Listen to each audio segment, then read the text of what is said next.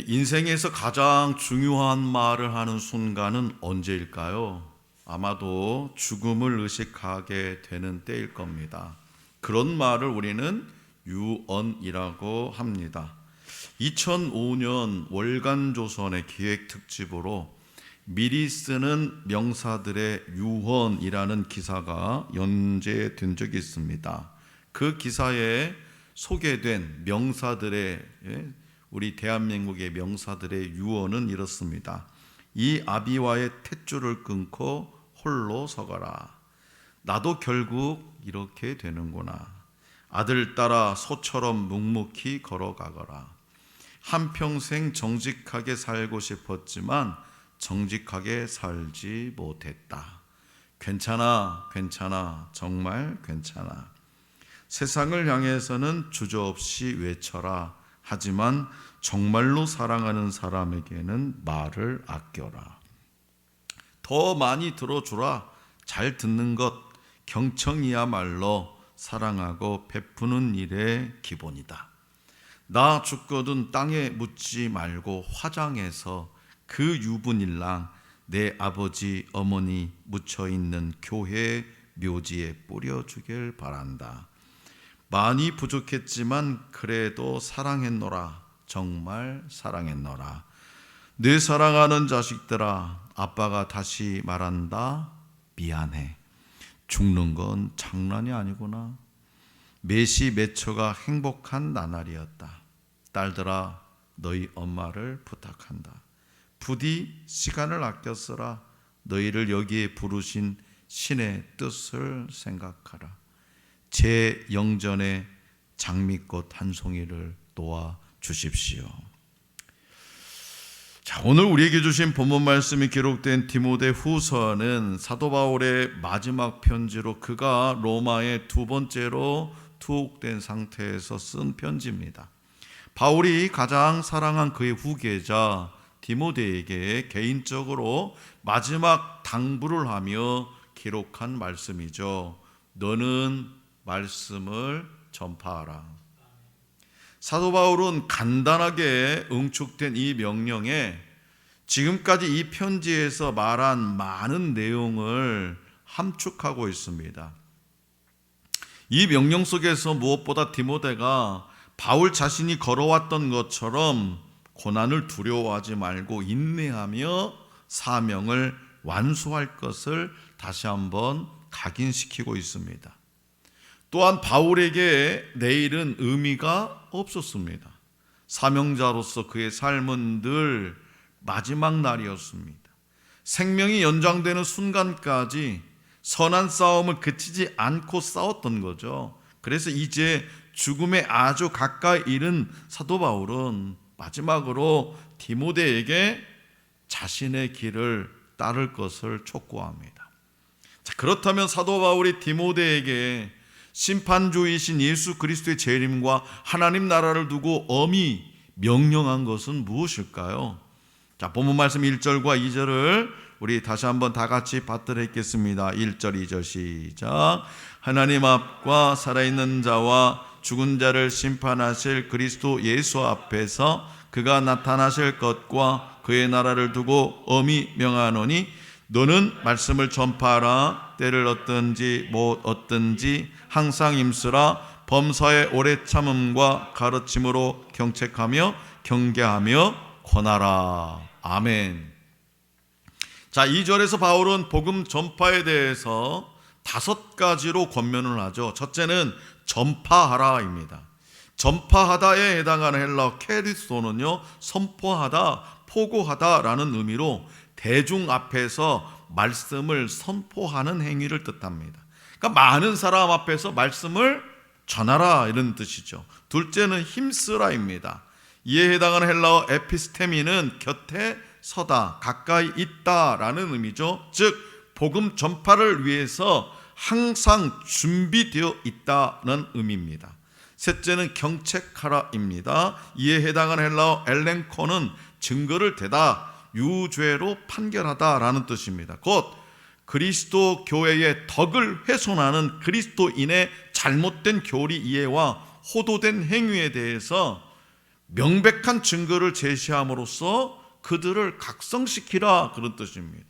잘못된 교리를 알고 있는 사람, 성경을 잘못 알고 있는 사람, 그 사람들을 명백한 증거를 제시해서 바꿔줘라 이 말이에요. 각성시켜라. 넷째는 경계하다입니다. 이에 해당하는 헬라어 에피티마오는 비난하다, 벌하다라는 뜻이 있습니다. 범죄한 사실이 명백히 드러난 죄인을 경책하는 과정에서 호되게 책망하는 행위를 말합니다. 신앙생활을 제대로 하지 않는 사람, 하나님 뜻에 반하는 사람, 그 사람은 엄히 호되게 책망해서 가르치라는 거죠. 그것이 또한 말씀을 전파하는 것이다 라고 사도 바울은 말하고 있죠. 다섯째는 권하라입니다. 이에 해당하는 헬라어 파라칼레오는 위로하다, 용기를 북돋워 주다 라는 뜻입니다. 이는 경책하고 경계하는 행위에 뭐가요? 사랑에 대한 요구가 충족돼야 함을 의미합니다. 사랑으로 혼내기도 하고 사랑으로 바로 각성시키고 그 안에 사랑이 있어야 된다는 얘기입니다. 그리고 본문 말씀에는 바울이 복음 전파에 대해서 엄중히 권면하면서 반복하는 표현이 등장하죠. 때를 얻든지 못 얻든지 항상 범사에 라는 표현입니다. 이는 복음 전파의 시기를 강조하는 거죠. 성도 여러분, 주님이 오시기 전까지 우리는 언제 어디에서나 항상 복음을 전할 수 있도록 깨어 있어야 됩니다. 그리고 하나님 나라의 소망에 관해 묻는 모든 사람에게 대답할 것을 항상 준비하고 있어야 됩니다. 미국의 유명한 설교자 조지 투루엣은 예수께 한 영혼을 인도하는 것이 이 세상을 살아가면서 얻을 수 있는 가장 귀한 것이다 라고 했습니다. 우리는 이 말에 쉽게 아멘 이렇게 하죠. 그러나 그 영혼을 위해서 바로 당신이 복음을 전해야 한다고 하면 아멘이 쉽게 나오지 않습니다. 세례 받은 지도 얼마 안 되고요, 저는 시간도 없고요, 저는요 아직 성경 지식도 없고요, 아주 부족하죠 라는 등등 수많은 변명을 하게 되는 거죠. 그러나 우리 주님은 때를 얻든지 못 얻든지 말씀을 전파라고 권면하십니다. 종말이 가까울수록 세상은 더욱더 복음을 강하게 거부할 것입니다. 그러죠? 그럼에도 불구하고 저와 여러분들은 이 땅에서 살아가는 마지막 순간까지 유언을 남기는 심정으로 복음 전파의 사명을 감당해야 됩니다. 복음 전파로 인한 열매가 적고 주님 오실 날은 보이지 않는 것 같다고 해서 그것을 쉽게 포기해서는 안 됩니다. 복음 전도자에게 요구되는 가장 중요한 자세는 뭐냐? 인내죠. 인내. 마지막 날이 되면 우리는 마지막 날이 되면 수많은 사람이 정말 예수님이 이 땅에 오실 줄 몰랐어 라고 후회하면서 땅을 치는 것을 우리는 목격하게 될 것입니다. 그 날까지 늘 복음 전파하는 일에 힘써야 한다고 우리 주님은 사도 바울을 통해서 강력하게 말씀하십니다. 자, 그렇다면 사도 바울이 선한 싸움을 싸우며 끝까지 믿음을 지킬 수 있었던 것은 무엇을 소망했기 때문이었을까요? 자, 본문 말씀 7절과 8절을 우리 다 같이 받들어 읽겠습니다. 7절, 8절 시작. 나는 선한 싸움을 싸우고 나의 달려갈 길을 마치고 믿음을 지켰으니 이제후로는 나를 위하여 의의 면류관이 예비되었으므로 주 곧 의로우신 재판장이 그날에 내게 주실 것이며 내게만 아니라 주의 나타나심을 사모하는 모든 자에게도니라. 아멘. 자, 본문 말씀 6절에서 바울은 떠날 시각이 가까웠다며 죽음이 가까이 다가왔음을 지금 예견하고 있습니다. 여기서 시각이라는 말의 헬라어 카이로스는 기회, 때를 뜻하고요. 이는 어떤 일을 마무리하고 새 일을 시작하는 시점을 의미합니다. 카이로스. 또한 떠날로 번역된 헬라어 아날류는요, 느슨하게 만들다, 풀어놓다라는 의미로 선원이 출항하기 위해 정박해 두었던 배의 줄을 푸는 것을 의미합니다. 그리고 7절은 이 같은 바울의 모습을 세 단어로 설명하죠. 첫째, 싸우고입니다. 싸우고. 이에 해당하는 헬라어 아고니조마이는 투쟁하다라는 의미로 마치 군인이 전쟁에서 피를 흘리며 싸우는 것처럼 믿음의 전쟁에서 나는 투쟁했다라는 의미입니다. 둘째, 마치고입니다. 이에 해당하는 헬라어 텔레오는 바울이 하나님께 받은 복음 전파의 사명을 평생 포기하지 않고 완수했다라는 의미입니다. 셋째는 지켰으니입니다. 지켰으니. 이에 해당하는 헬라어는 테레오죠. 이는 보존하다라는 의미로 마치 경기하는 자가 참가한 종목에서 경기 규칙을 지키고 군인이 군대와 상관에게 충성의 서약을 지켰음을 강조합니다. 그래서 한마디로 말해서 사도 바울은 일평생 하나님의 뜻에 완벽하게 나는 수행했다, 그런 뜻이죠. 그렇게 싸우고 마치고 지킬 수 있었던 이유는 뭐냐? 바로 본문 말씀 8절에 기록된 것 같이 의의 면류관 때문에, 의의 면류관 때문에 나는 싸우고 마치고 지킬 수 있었다라고 사도 바울은 고백하죠. 자, 면류관 뭐냐? 올림픽 경기 있죠? 올림픽 경기 마라톤, 마지막 마라톤에 뛰려면 이 월계수로 만든 거 딱 씌워준 거 있잖아요. 그 월계관을 의미합니다. 바울은 믿음으로 의롭게 된 자들에게 수여될 의의 면류관을 소망하면서 끝까지 복음 전도의 사명을 완수할 수 있었다고 고백합니다. 자, 성도 여러분, 그렇다면 우리 주님이 내게 주시려고 의의 면류관을 예비해 놓으셨음을 믿을 때 사명을 감당하는 나의 태도는 어떻게 달라져야 될까요? 자, 먼저 복음 전도자인 우리는 조건 없는 하나님의 은혜로 구원받고 성령 하나님의 견인, 즉 이끌어 주심으로 거룩하게 되어가며 마침내 하나님 나라의 영광스러운 보좌 앞에 나아가게 됩니다. 그것이 뭐냐? 칭의, 성화, 그리고 영화입니다. 또한 복음 전도자인 우리는 복음을 전할 좋은 기회가 있든지 없든지 맡겨진 사명을 계속해서 수행해야 됩니다. 바울이 살던 당시나 지금이나 세상은 여전히 복음이 적대적이기 때문에 전도자들에게 항상 좋은 기회가 열려 있을 수 없습니다. 복음을 반대하는 정권이 세워지면 전도의 기회를 찾는 것은 더욱 어려워집니다. 시진핑이 중국 정권을 잡은 후에 중국에서 사역하던 선교사들은요, 본국으로 추방되어 돌아오거나 입국 자체를 거부당하고 있습니다.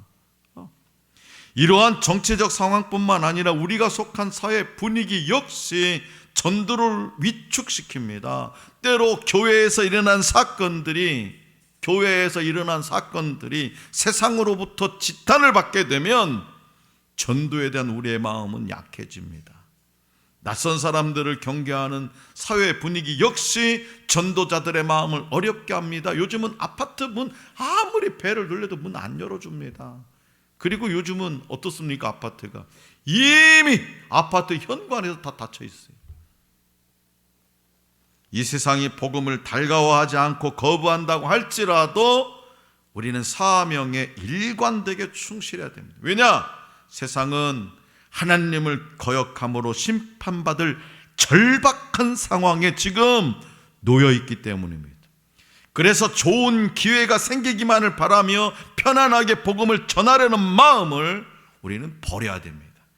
바울은요, 감옥에 갇혀서도 전도를 쉬지 않았고요, 그곳에서도 영혼들을 구원했습니다. 우리가 최악의 상황이라고 생각하는 자리에서 담대히 복음을 전할 때 하나님이 준비된 영혼들을 구원해 주실 것입니다. 하나님은 한 영혼이라도 더 구원의 자리에 이르기를 원하시기 때문이죠. 사도 바울은 인간 생애에서 가장 두렵고 슬픈 죽음의 날을 의의 면류관을 받는 상급의 날로 생각했어요. 대체적으로 많은 사람들이 그 죽는 날을 두려워하고 무서워하죠. 그러나 사도 바울은 하나님으로부터 상급을 받는 날로, 기쁜 날로 여겼더라 이 말입니다. 그래서 순전한 희생 제물처럼 자신의 여생을 기꺼이 산 제물로 드리겠다고 고백합니다. 영원한 상급에 대한 확신과 소망이 죽음 앞에 있는 그에게 용기와 희망이 되었습니다. 바울이 죽는 날까지 싸운 선한 싸움은 뭐냐? 복음이었습니다. 그것으로 인해서 그는 의의 면류관을 얻게 될 것을 확신합니다. 오늘 우리에게 주신 본문 말씀은 결국 디모데뿐만 아니라 믿음의 후손들에게, 오늘 저와 여러분들에게 자신이 했던 일을 계속하라고 부탁하는 사도 바울의 유언입니다. 이는 바울이 아니라 예수님이 먼저 남기신 유언입니다. 오직 성령이 너희에게 임하시면 너희가 권능을 받고 땅 끝까지 이르러 내 증인이 되리라. 지난 10월 4일 청송교도소에 다녀온 뒤에 교정 선교 사역을 하고 있는 임마누엘 선교회 차종규 목사님이 나이가 훨씬 넘으신 분입니다. 그분이 보내온 편지를 제가 사도 바울처럼 이렇게 읽어드리고 말씀을 마치겠습니다. 샬롬, 가장 소중한 것이 무엇인가를 가르쳐 주셔서 감사합니다. 지금까지는 내가 가장 소중하게 여기고 아끼는 것은 나의 자존심이라고 생각했으며 그 자존심을 지키기 위해 온갖 범죄를 다 저지르고 살아왔었습니다. 하지만 이번 집회에서 설교와 찬양을 통하여 큰 은혜를 받았습니다. 그리고 내가 가장 소중하게 여겨야 할 것이 주님께서 주신 생명임을 깊이 깨달아 알게 되었으며 이제는 이 생명을 다 바쳐 주님께서 가장 기뻐하시는 삶을 살아가고자 결심하고 기도하는 중입니다. 참으로 놀라운 은혜였습니다. 30년의 징역형을 받고 부산에서 이곳 청송으로 이송을 올 때에는 기회가 오면 인생의 삶을 마감해야겠다고 다짐하며 기회만 보아왔었는데 이번 집회를 통하여 장 목사님과 박 목사님의 말씀과 찬양을 통하여 내게 가장 소중한 것은 내가 아니라 전능하신 하나님이심을 깨닫게 되었고 이제는 나를 위하여 살 것이 아니라 나를 위해 목숨을 내어주신 주님을 위하여 살아가고자 결심을 하고 기도드리고 있습니다. 또 다른 분입니다. 목사님, 이전에 목사님께서 설교를 통하여 나는 살아있는 자인가 죽어있는 자인가 라는 제목의 설교를 통하여 많은 고민을 하게 되었었습니다. 그런데 이번에 장권느 목사님의 설교를 통하여 이 소중한 생명은 하나님께서 살게 하셨다는 사실을 깨닫고 날마다 감사하며 살게 되었습니다. 목사님, 이제 저는 죽어있는 자가 아니라 살아있는 자인 것을 분명히 말씀드릴 수 있을 것 같습니다. 저를 위해서 기도해 주시고 제게도 용기를 주십시오. 두 분의 제소자입니다. 이 제소자가 차종규 목사님에게 이렇게 편지가 왔다는 거죠. 자, 그래서 목사님, 이런 형제들의 고백을 들을 때마다 가슴이 벅차오릅니다. 그리고 눈물이 납니다. 그래서 이런 글을 통하여 감사의 말씀을 올려드립니다. 많은 성도님들의 찬송과 목사님의 뜨거운 기도를 통하여 저 어둠의 자리에서 절망을 딛고 소망을 갖고 하나님을 바라보게 되는 우리 형제님들의 간절한 편지를 한 통씩 받아 읽을 때마다 저에게는 더없이 감사가 넘치는 기쁨이 있기에 이 기쁨을 함께 나누고자 합니다. 목사님, 저는 잔디밭에서 수운을 찾는 심정으로 이 사역을 감당하고 있습니다. 많은 분들이 이런 말씀을 하는 것을 듣게 됩니다. 깨진 독에다 물을 붓는 그 일을 왜 하느냐.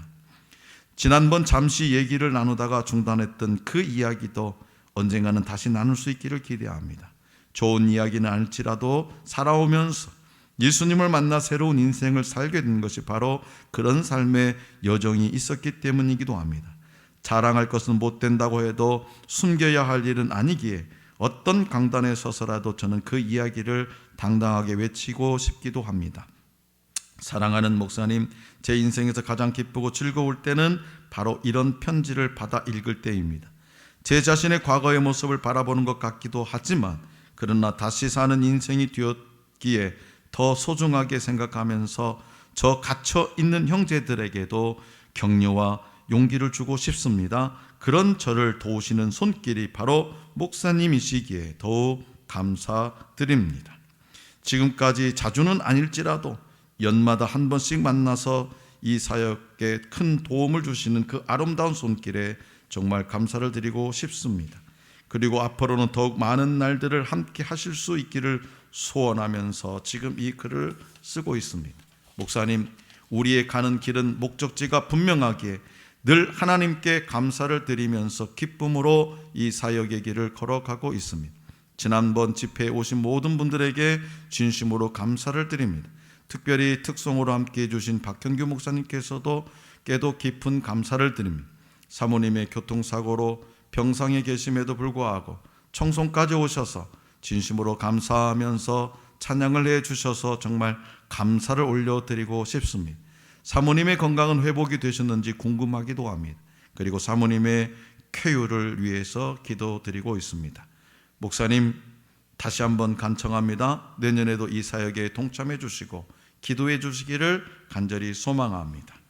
섬기시는 교회와 목사님 사역에 하나님의 놀라운 손길이 영원히 함께 하셔서 날마다 승리하시기를 주님의 이름으로 기도드리겠습니다.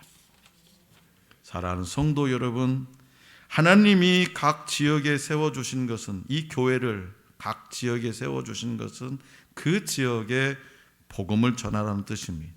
이는 반드시 따라야 할 지상 최대의 명령입니다. 또한 복음은 영혼들을 구원으로 이끄는 하나님의 능력입니다. 복음을 듣게 된 사람들이 즉각 반응하지 않더라도 우리는 하나님이 언젠가 그들을 구원하실 것을 믿고 인내함으로 계속 전도해야 됩니다. 그러므로 아무리 상황이 어려워도 전도의 사명을 포기하지 마시기 바랍니다. 밑빠진 독에 물 붓기일지라도 우리는 계속 그 밑빠진 독에 물을 부어야 됩니다. 때를 얻든지 못 얻든지 너는 말씀을 전파하라 라는 주님의 명령에 순종해서 의의 면류관을 받아 누리는 우리 모두가 될 수 있기를 간절히 기원합니다.